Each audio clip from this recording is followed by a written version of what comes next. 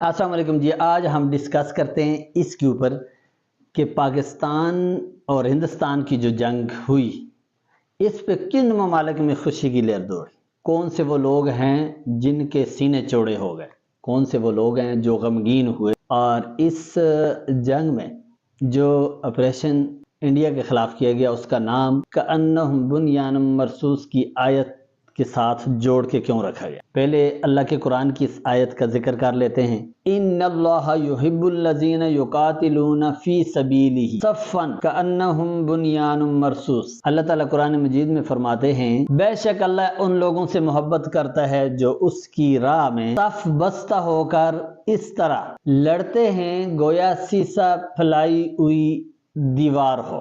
کأنہم بنیان مرصوص، بنیان مرصوص کا مطلب یہ ہے ایسا پختہ اور مضبوط ڈھانچہ جیسے دیوار میں سیسا بار کے اس کو بنایا گیا، وہ نہ ہلے اور نہ ٹوٹے۔ یعنی کہ مجاہدین کا، مومنین کا آپس میں ایسے متحد ہو کر، صف بستہ ہو کر اور ایسے پختہ قدم کے ساتھ لڑنا کہ دشمن کی کوئی بھی چال ان کو متزلزل نہ کر سکے، بکھیر نہ سکے۔ یہ آیت امت مسلمہ کو یکجہتی، اتحاد اور ثابت قدم رہنے کی تلقین کرتی ہے۔